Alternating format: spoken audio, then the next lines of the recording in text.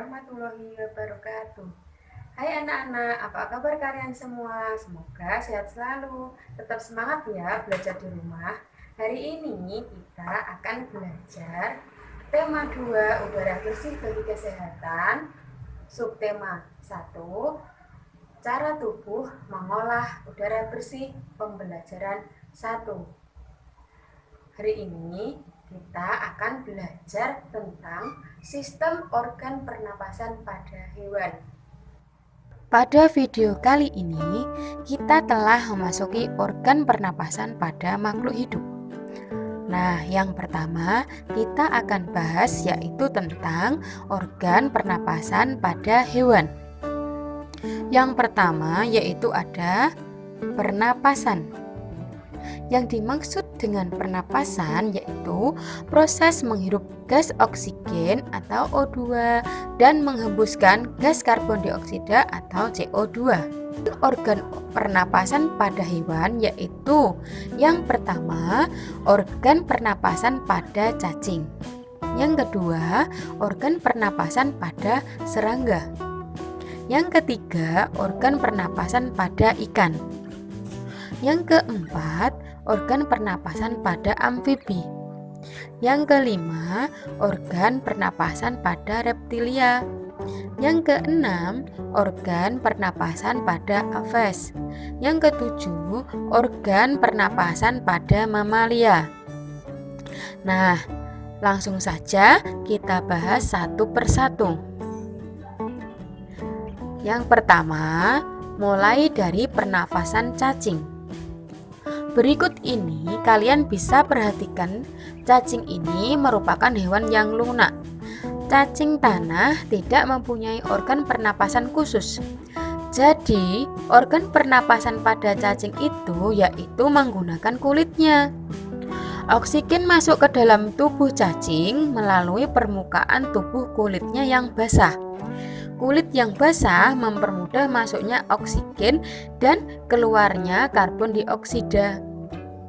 Nah, pertukaran udara pada cacing ini terjadi di bagian kulitnya yang tipis. Nah, itu sebabnya kenapa kulit cacing ini selalu terlihat basah, karena si cacing bernapas menggunakan kulitnya. Yang kedua, yaitu hewan serangga. Nah, di sini Bu Guru sudah memiliki organ pernapasan serangga. Yang pertama, mulut. Berfungsi sebagai tempat masuknya udara. Adapun yang kedua, kantong udara. Berfungsi tempat menyimpan udara. Yang ketiga, trakea. Trakea itu merupakan pembuluh-pembuluh halus yang bercabang memenuhi bagian seluruh tubuh serangga dan bermuara pada spirakel. Yang dimaksud trakea adalah sekat-sekat pada pembuluh. Fungsi dari trakea ini adalah sebagai penghantar oksigen ke sel-sel tubuh. Yang keempat, spirakel. Spirakel adalah lubang yang terletak di sisi tubuh bagian kanan dan kiri bagian tubuh belalang. Fungsinya adalah sebagai jalan keluar dan masuknya udara.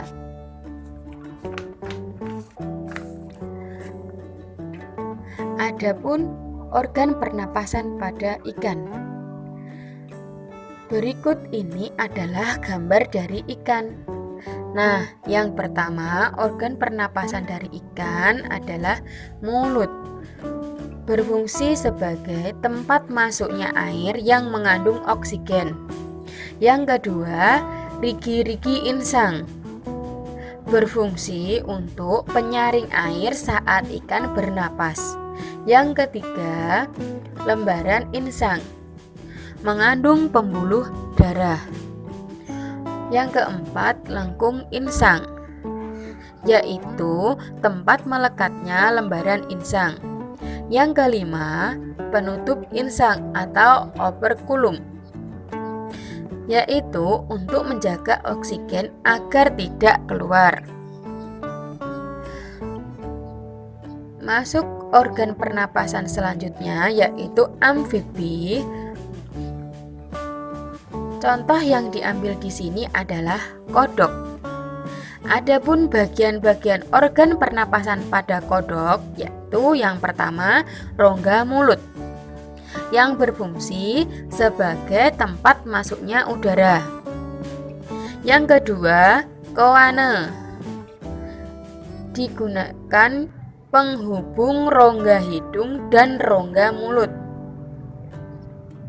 Yang ketiga, paru-paru dan kulit digunakan sebagai alat pernapasan pada kodok. Kodok bisa menggunakan paru-paru dan juga kulit untuk bernapas. Nah, jika kalian perhatikan di kulit kodok ada rongga-rongga atau pori-pori besar. Nah, pori-pori itulah yang digunakan untuk bernapas. Selanjutnya adalah reptilia. Contoh yang diambil adalah kadal. Adapun bagian-bagian organ pernapasan pada kadal adalah yang pertama, lubang hidung. Berfungsi untuk tempat masuknya udara.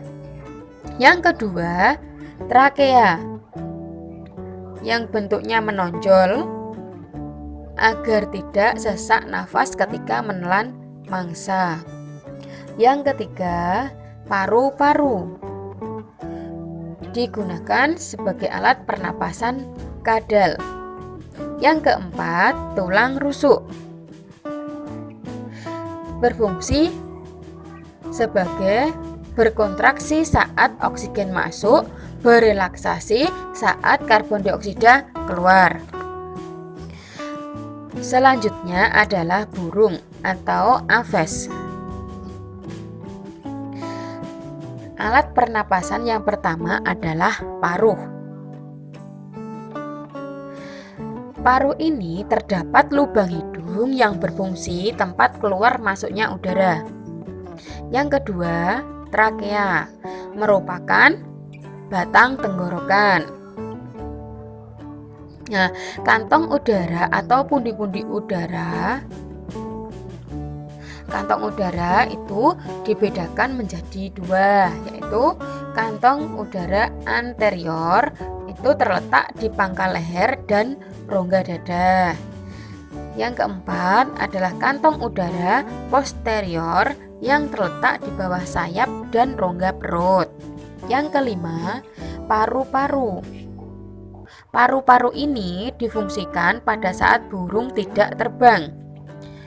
Ada pula organ tambahan pernapasan pada burung adalah pundi-pundi udara. Pada umumnya, burung bernapas menggunakan paru-paru, tetapi memiliki organ tambahan yaitu pundi-pundi udara atau kantong udara. Adapun fungsinya untuk menyimpan udara yang digunakan ketika si burung terbang. Ketika mengepakkan sayapnya, burung tidak memasukkan udara melalui hidung. Udara pernapasannya berasal dari udara yang tersimpan di dalam pundi-pundi udara. Nah, itulah fungsi dari pundi-pundi udara yang merupakan organ pernapasan tambahan pada burung. Selanjutnya, mamalia, yaitu alat pernapasan pertama adalah hidung. Hidung berfungsi tempat keluar masuknya udara. Yang kedua, faring. Yang ketiga, trakea. Trakea itu adalah batang tenggorokan. Yang keempat, paru-paru.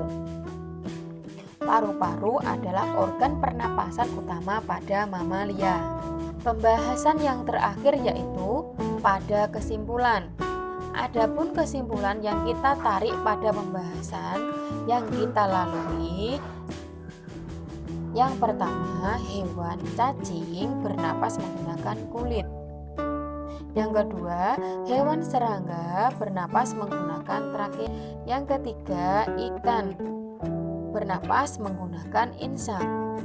Yang keempat, hewan amfibi bernafas menggunakan kulit dan paru-paru. Yang kelima, hewan reptilia bernapas menggunakan paru-paru. Yang keenam, hewan aves bernapas menggunakan pundi-pundi udara dan paru-paru. Yang ketujuh, mamalia bernapas menggunakan paru-paru. Nah, itulah sistem organ pernapasan pada hewan.